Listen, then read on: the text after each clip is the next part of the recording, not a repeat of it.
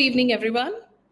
I'm Jayasri, and I'm bringing you the latest in the world of African startups from Dar es Salaam in Tanzania. So, welcome to My Startup TV Africa. Tonight, I bring you exciting news from the world of African startups, and I will also introduce to a very special guest who is joining us all the way from Africa in Morocco. Before we get started, I request all of you to subscribe to our different channels. We have a podcast on Spotify and Amazon. We are also available on different social media channels, which is Facebook, Instagram, Twitter, LinkedIn, and Koo. And lastly, please don't forget to subscribe to our YouTube channel, which is My Startup TV. We also have other channels connected to it, like My Startup TV Regional. Now, without wasting any more time, let's quickly get to the news. The most exciting development in Africa right now, something that gets me exciting as well, is the GTEX 2024. You all know African tech is booming. The continent's biggest tech event, GTEX Africa, is happening in Morocco from May 29th to 31st. This year, the event will see over 1,400 companies showcasing their concepts and solutions in 21 halls, marking a 70% increase since last year.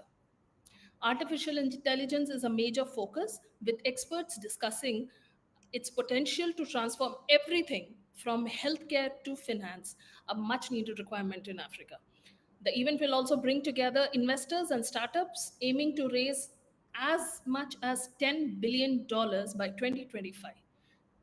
This, ladies and gentlemen, is Africa's movement to define its own digital future. Coming to next news, it's from West Africa. The UNICEF Ghana's Startup Lab program is launching it has already started its 2024 accelerator program.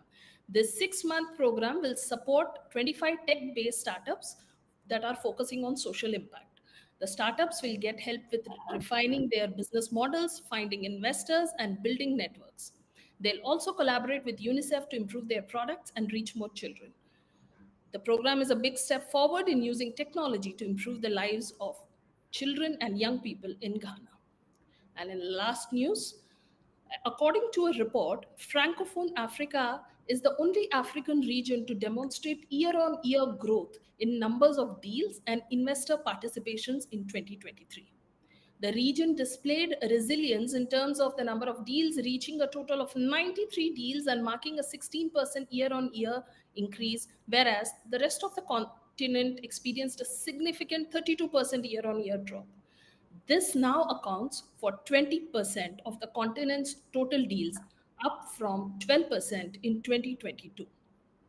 Now, interestingly, our guest this evening is also someone who is an expert in the field of startups investments in Francophone Africa. I have the pleasure of introducing Mr. Ali Kettani, the founder and managing director of Athena Africa Ventures, a private investment bank operating out of Casablanca and Paris. But to give you more information about this, I will have Ali on the show itself. Welcome to our show, Ali. Hi, Jayasri. Thank you very much for having me. It's a pleasure. Fantastic. Before we get started, please tell our audiences about Athena Africa Ventures, and I will quickly get to all the questions. Yes.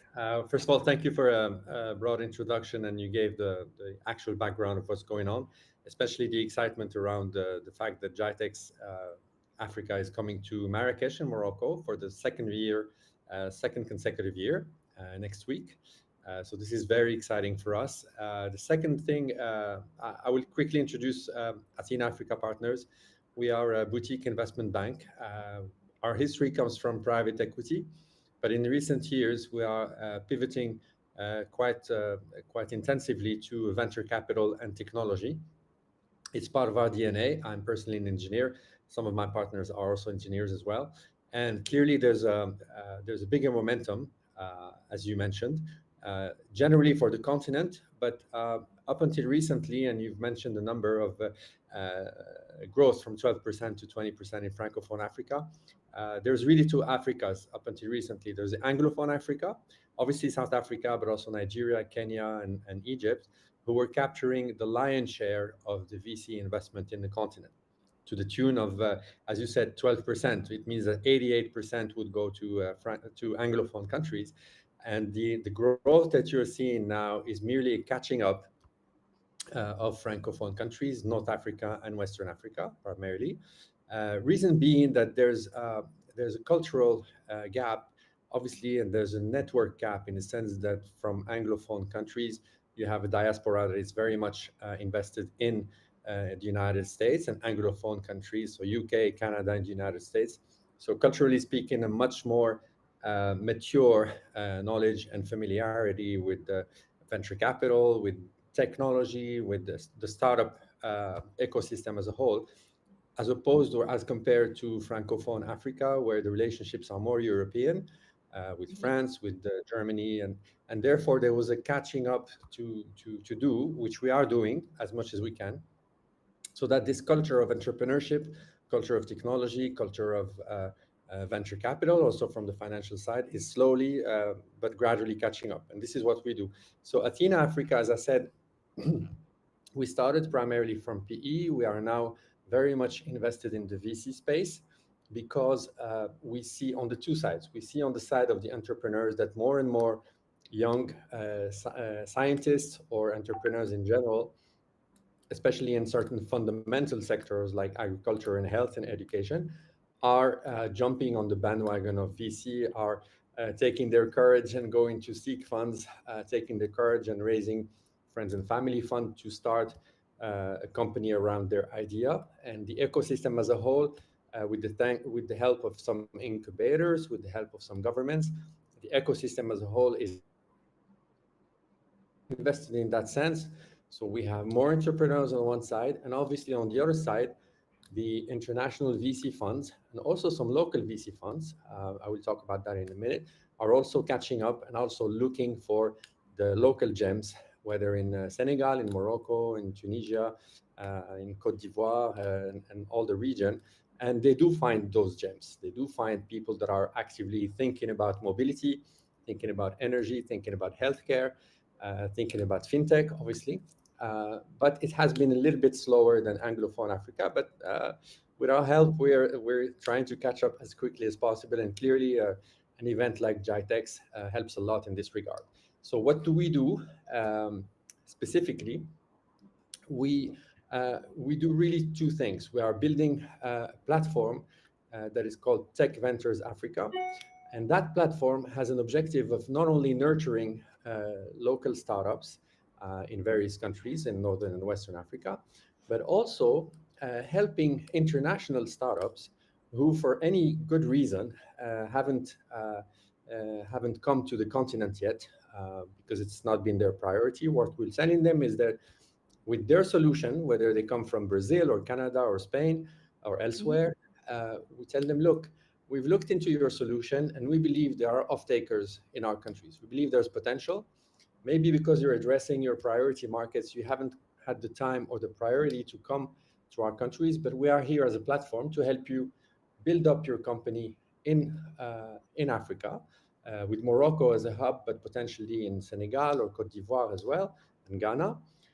And we are going to find you not just the markets, let's say an agri-tech, for instance, who deals with water or who deals with the culture's preservation or protection. We will tell them, look, we can identify for you your best partners on the commercial side, but also some local partners, so local investors who can invest locally with you in your subsidiary, so you can develop your business without that taking too much of your bandwidth, so you can continue growing your natural markets, whether in Canada or Germany or whatever, but we will give you some resources, commercial resources, technical resources, and financial resources locally, so that you can build up your subsidiary in Dakar tomorrow, and we will help you penetrate the local ecosystem. We will help you talk to the people who will use your solution, and we will interest the local stakeholders, especially on the financial side, on the investment side, into your solution. So it's really a two-way street whereby we help local startups not just develop domestically, but also be connected to the rest of the world. Because today, the beauty of technology is that there are no borders. If somebody has a great idea out of Abidjan in Cote d'Ivoire, well, maybe that idea is very relevant to somebody in Mexico or in Brazil. So that's our job, is to help African startups get into the world and to have world or global startups coming to Africa, because without somebody like ourselves on the ground, it seems to them more complicated, maybe on the regulatory side or maybe on the commercial side. They have maybe the language also. We are talking about Francophone Africa. Let's say you have a startup in the US or in Italy, and perhaps they don't speak French, or they think it's difficult to get into Cote d'Ivoire. And our job is to make it a lot easier. So that's what we do. And obviously, as I said, there are more and more VC funds, some of them local, and that's the good news. We have, at least in Morocco, a very strong push by the government and by the private financial services sector, a big push with some grants and with some government money that's coming into the tech world, so that we can do this job, so that we can become a good destination for startups, obviously, that are not here, and of course a big boost to the local startups. And of course, we have a lot of funds, VC funds, who have perhaps neglected our region for a long time, but that are now looking for opportunities, regardless of the language, regardless of the borders. That's a fantastic update about the situation of entrepreneurship in Francophone Africa. I always believe that the identification of Africa as one huge digital entity, it cannot be completed if Francophone Africa is left behind. So my next few questions will be about why the French speaking part of Africa is slightly lagging. Although there are so many reports like the ones I just read out, which say that it is poised for an investment boom. So, Ali, please tell me, what do you think of the Death Valley concept? What is happening there from the early seed stage? What is happening with Yes. that Yes, stage? very good question. Just to complete on your point about why Francophone Africa has been lagging, look at, for instance, the fintech space. Fintech space has literally exploded in a lot of countries, in Kenya, as you know, in Nigeria, everywhere else, because the regulatory framework was very much inspired by Anglophone systems, UK and the US, so therefore much more flexible. If you look at Francophone Africa, the regulatory framework, the banking system are very much inspired by the French system, and it's very hard to penetrate that framework if you're a startup. So that has created some of the lag in one of the biggest segments, which is fintech.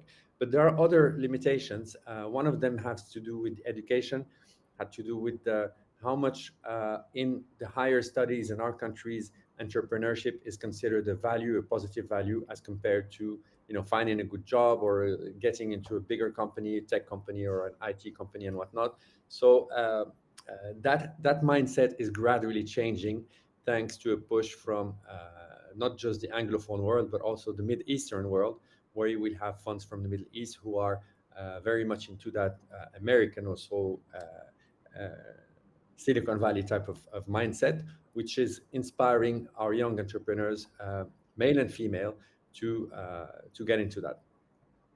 Now, about the Death Valley, it's a little bit out of experience that what we're seeing is that a lot of entrepreneurs manage to start their idea and manage to fund it with friends and family and their own time and their own investment, which is something that is sort of the pre-seed phase, where you can value this kind of investment as something that they can do. But they reach a point where they need money to get to the market. They need money to establish their pathway to revenue generation. They're proving their models, talking to the stakeholders. If they're building a solution for logistics, they have to get into the main logistics player, which they don't necessarily have the network for. So there are some limitations that are due to the social network or the entrepreneurship network in any country. And it's fairly similar when you go to Senegal or Cote d'Ivoire or Tunisia or Morocco. It's very much the same. There's a question of access, and there's a question of of getting to that point where the model is sustainable and the model is proven to the main stakeholders. And this is where they have a problem, because they've invested as much as they could, again, with their own resources, friends, family, what they call love money, and their time. And then to get to the next level, there's a hurdle where they need to continue investing. We're talking about pre-seed money, so we're talking about amounts anywhere between $100,000 and $300,000. And why we call it the death valley, or why we believe it's a very critical hurdle, is that they are too big for business angels and they're too Mhm. small for funds. So, and sometimes it's really critical when you select the startup, precisely when you help the startup get to access the market that it's addressing by virtue of knowing the people and helping them also develop their marketing, getting them to challenge their ideas and to confront it to the actual business world. If you're dealing with agriculture, you need to speak with agri or agribusiness people. If you're dealing with logistics, you have to accept that you have not only to have access to the entrepreneurs in those sectors, but also to get challenged by them and to have answers for them. And in that area, very critical for the life of the startup. And many startups fail because the entrepreneur doesn't have the juice, doesn't have the fuel to get through that critical phase. Many startups fail. So our job is to say, look, in that specific segment between 100,000 and 300, $400,000, we are able to help you in all those regards that I mentioned, but also to bring you some more money of people who are sophisticated business angels. They don't necessarily know the entrepreneur. They're not an uncle or some brother or father or whatever or mother. Uh, we're going to bring you external people who can help you pass the hurdle up to the point where you can either reach the market and generate revenues or have an MVP that is validated by the ecosystem. And then you become bankable towards the funds, early stage funds. So we're talking about the gap between self money, self funding, love money, if you will, and to the point where you can talk to professional, sophisticated seed money people. And this is more or less, I mean, obviously, we're talking about numbers that are relevant to our markets. We're not talking about millions, but we're talking about numbers between 100 and $300,000. We work with you to get to your MVP, to get to challenge your idea, and to have it validated by the off-takers, by the people in the ecosystem for the fundamental need, whether in health or, let's say, water management in agriculture and things like that.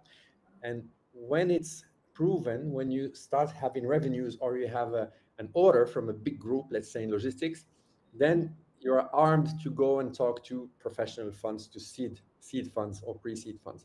So you will be surprised at how many companies fail in that little hurdle. Either the entrepreneur is tired and they've used all their resources, and somebody comes in and makes them a job offer. They say, you know what, I'm going to put my project on the side for a while. I'm going to go work for a big IT company and then return in a year. So we see all of these things. What we are saying is that we want to look at as many companies in that situation and choose those where we believe we can make a difference, not just with money, but also to help them get to the next point, to help them on marketing, to help them on some resources, access to the market, as I said, and of course, have them also meet as many potential investors as possible so that they're also challenged and maybe they can pivot a little bit or refine their model. But the point is, we have to get them through that gap. Fantastic. You make an excellent point about potential investors, and a minute ago you also spoke about how the modern world has changed and how there are no borders now. The access to resources is a lot more easier now. So, in your opinion, how do you think, say, developing economies like India or Mexico, like you mentioned, Yes. how can they support ecosystems in Africa? Like the French speaking part of Africa, how can these developing economy ecosystems support each other? Yes, thank you for that very interesting question. First of all, we have to get over the hurdle of the language and the culture. And this, obviously, we speak in Morocco, we speak four languages: we speak Arabic, obviously, French, and many a time Spanish and English. So we are open to talking to pretty much players from all over the world.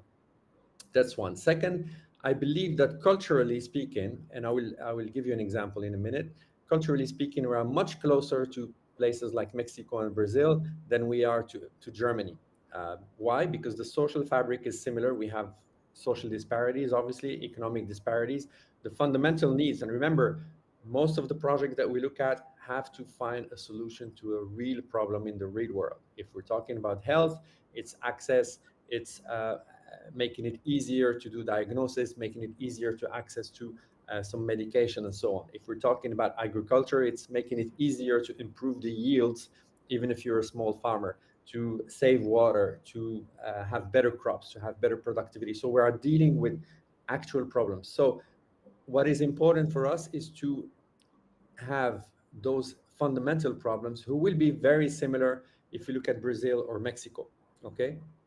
Maybe not so much the US or developed countries in general, but those investors, those entrepreneurs in those countries will have met the same issues and will have had some solutions to those issues. So it's very easy for us to show similarities and to show that they would be a lot, much more familiar with our markets than they might have thought before. So part of our job is to say, and actually I was speaking with the doctor in Mexico yesterday, and told him, look, we have a project dealing with the patient experience in clinics, in private hospitals and clinics.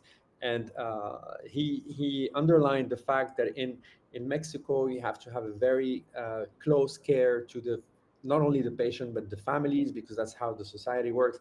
And I was amazed to find that out, because I said, look, you come to a clinic in Morocco or Abidjan or Dakar or, and you will find the same thing, because the social fabric is very similar. We are all developing countries. So obviously, when we identify players in those countries, we push very much to, first of all, make them a little more familiar with our markets, but also tell them there are opportunities, because what they have done successfully, let's say in Brazil or Argentina or Mexico, will be replicable, can be duplicated a lot more easily than they might think. And this is where we come in, because we can talk to these people, and the ratio also of investment is favorable to come into Africa, in the sense that with $1 million in our markets, you can make a difference, which you can no longer make in Spain or in developed countries. $1 million right now in the US, you can do nothing, because the costs are high, the salaries are high, access to any market is difficult, marketing costs are high. Whereas you come with something that worked in Argentina, for instance, you come with $500,000, we can have an actual business here. We can have a marketing campaign, we can have some development resources, engineers, IT, and this is the favorable gap that we have in our favor, and that's what we put forward and say, look, if you really want to make a difference in agriculture, in health, in education, you can actually make it with a fraction of what it would cost to you to do the same in Spain or Italy or Portugal. So that's the game. It's an effort to put it forward and to find people who are receptive to this, who go beyond their own perceptions, sometimes wrong perceptions about how hard it is for Africa. I mean, granted, nothing is easy nowhere, right? But we have a way of bringing these people to meet our entrepreneurs, to be on the ground, and to understand that there's a large opportunity which is still within reach with minimum investment. Okay. So, but on the point of investment, was the ratio of investment and impact. How does someone with your level of experience, as you said, entrepreneurship is in your DNA. How will you evaluate a startup's potential to navigate this death valley trap and maybe say achieve a sustainable sort of growth? What would Yes, be your yeah? Please go very ahead. good question. Actually, what we find with a lot of startups that we're working with is sometimes we have to drive their ambition higher, in the sense that even themselves, sometimes they don't realize to what extent there are no borders for a good solution. So it's a question of addressable market and scalability. Let's say you meet an entrepreneur, and we have one in our portfolio who is in health tech. We are helping him understand that his solution can be applied tomorrow in Belgium or Holland or France and anywhere, actually, because it answers a need, or it answers a pain point which is everywhere. But of course, when we meet him first, his business plan will be based only on Morocco or only on his native country. So our job is to help define the scalability, to help prove the scalability, and then scalability is not something that works in and of itself. You have to create the environment for that entrepreneur, particular entrepreneur, to design his solution so that it is scalable, so that it is duplicable in another language, another ecosystem. And for me, what helps is to show that the solution works in those kind of scales. Even if we're not achieving that scale in the first phase, even if the pilot or the initial development is focused on one country, by design, by all the technical design, by all the marketing mindset that the company must have, we have to be able to address the next market and the next market. Because keep in mind that each individual market, like Morocco, Ghana, Senegal, these are small, by the standards of technology, these are small markets. These are countries with anywhere between 20 and 40 million people. So this isn't enough. Like when you have a US startup, they have a natural market of 300 million people. So obviously, their scalability is by design in their own domestic market. For us, it's different. We have to design something with various languages, various ability to be agile and to not have any hurdle in their mind about, okay, how do I go beyond my native country? I'm someone who's a Senegalese doctor. I've done some research. I have something that will help pharmaceutical companies develop drugs that are more relevant for African ethnicities. Well, in fact, I have to speak not only to the major pharmaceutical labs globally, but I have to prove to them that this is something that can be applied to maybe 20 or 30 countries. So this is the kind of mindset that we can bring to the startup because we're a little bit older and we have a global vision, if you will, not only for the continent but for the world. So we can connect those dots so that the ambition and the design of the project becomes scalable by nature, by design. Wonder, is it how hard or easy is it to work with different governments when you speak of a global impact or a global network and a global vision? With different governments, you said? With different governments in different parts of Africa, you speak about a Well, product that has. Please yeah. go on. Well, two things there. First of all of the governments in our countries, they want two things. They want to create jobs, and they want to stem the brain drain. They want to stem the brain drain, meaning the engineers, the inventors, the entrepreneurs have to be able to stay in their original countries. They're also looking to bring back some of the diaspora who have garnered some experience abroad and bring them to help. Especially, this is especially true in the field of health, okay, and IT obviously, but the IT is across the board. IT is just a tool, so it's across the board. So the governments want to do that. That's the first thing they want to do. So stem the brain drain and attract diaspora. The second thing is, even if they're not investing directly, all the governments, at least the ones that we're working with, they're working on grant schemes, on any kind of schemes that support the growth of the tech ecosystem. They cannot avoid it now. As a matter of fact, some of the countries, including Morocco, they have ministers that are dedicated to new technologies and development. This also has to do with the environment, of course, and the energy. So there's a big momentum which didn't exist 10 years ago. Now we have that kind of support. Having said that, we really don't rely on government. I mean, we are inserted in that ecosystem where we will do the work with the governments to be able to access grants, to have at least some support from the governments. But we are really dealing in the private sector. So the entrepreneurs, most of the time, they will be on their side. They may be incubated or helped initially by some government institutions, but by and large, they're isolated. They are doing their project on their side, and they need somebody from the private sector to come and help. And that's somebody from the private sector, for instance, a business angel who might be a large entrepreneur or the head of a large company or a high net worth individual. They would be keen to look at small companies because they, first of all, they want to help the youth. First of all, they are intellectually interested in what's happening with technology. Everybody hears that AI, for instance, is going to impact their business, so they want to keep an eye on what's going on so that they see how it can affect their business.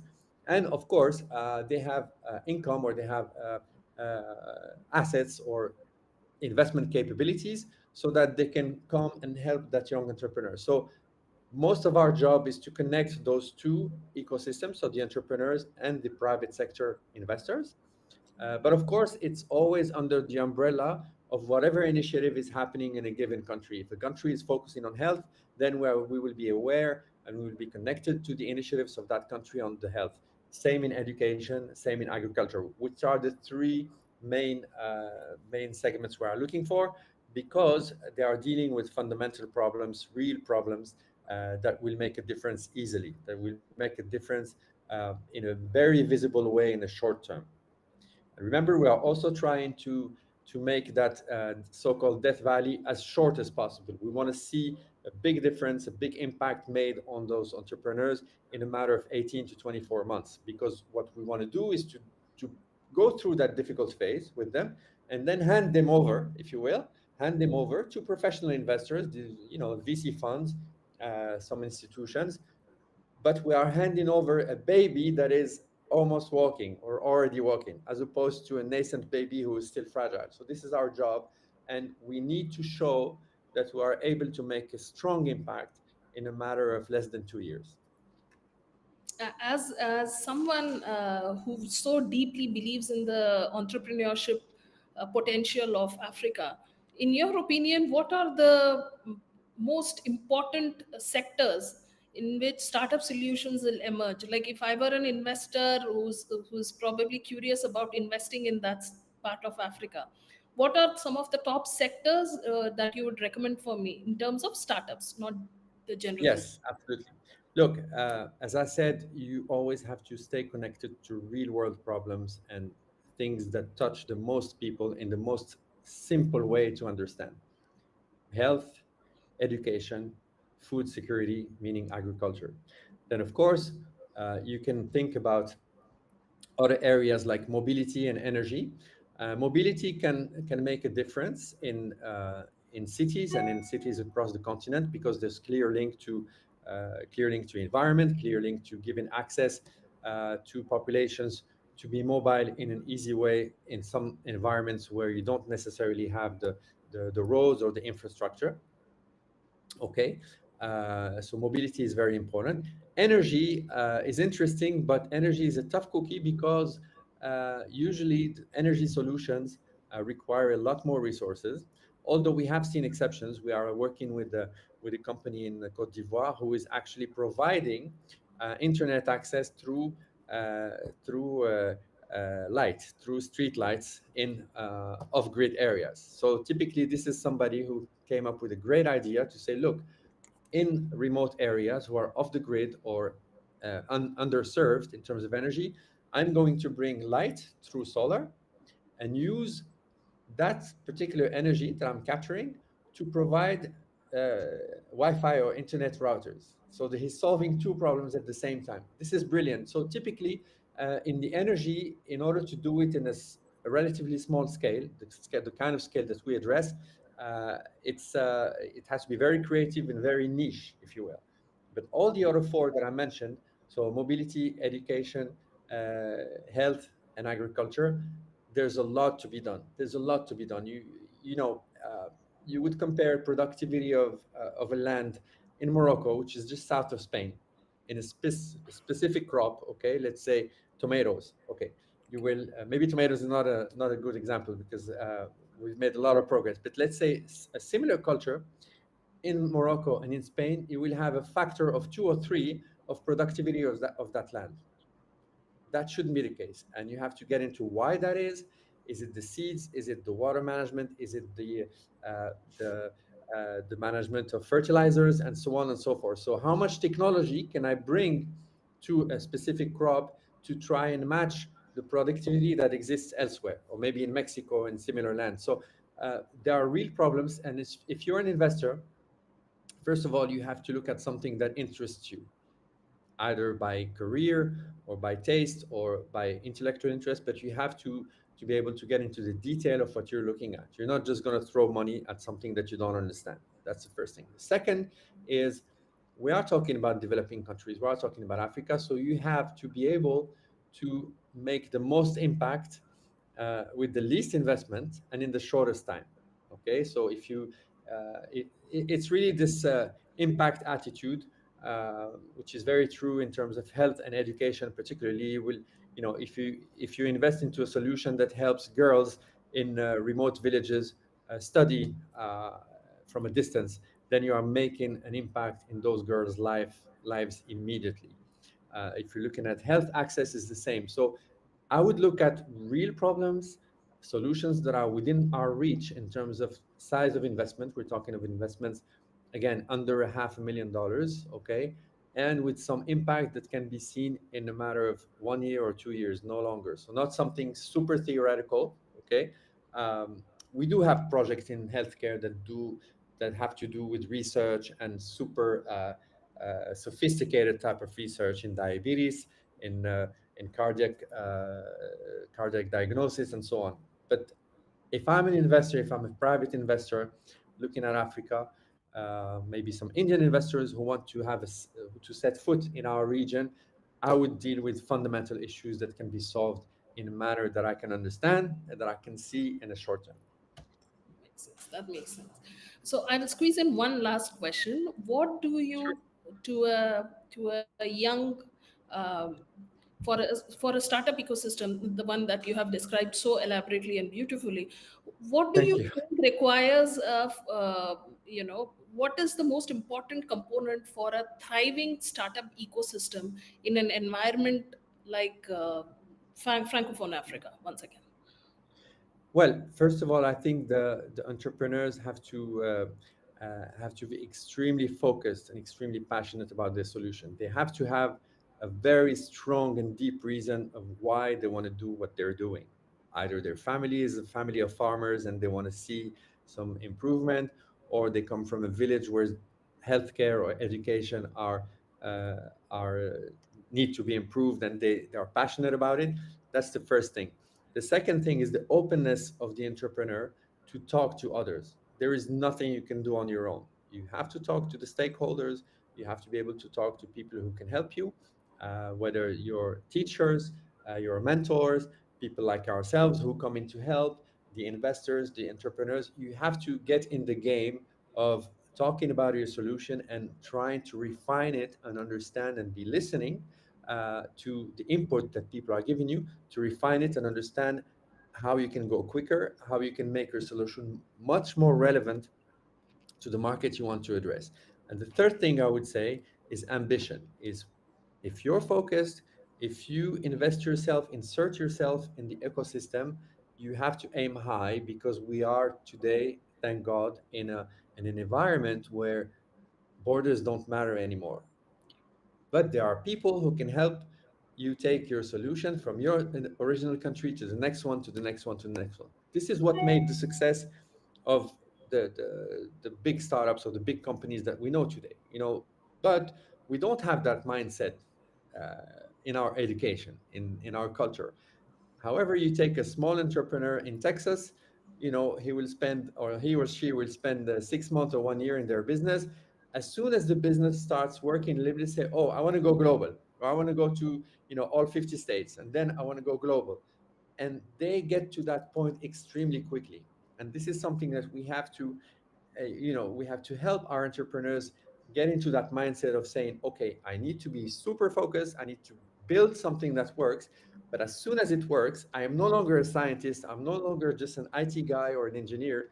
I am a businessman who or businesswoman who can actually take my solution and go and sell it in the next country and in the next one, in the next one. In Africa, we're halfway. We have countries that share a lot, either the language, either economic area, like WAEMU, it's the West African states.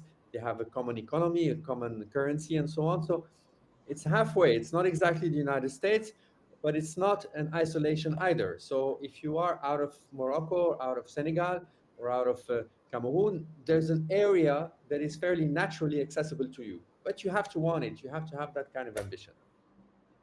That's actually quite an exciting vision for the future, and I sincerely hope that every aspiring entrepreneur who's listening to you right now takes a leaf out of your book and finds some motivation there. Ali Kettani, thank you so much for your insightful perspective and expertise on the investment landscape in Francophone Africa. We wish you and Athena Africa Partners continued success and Thank fostering a you. vibrant ecosystem for African partners.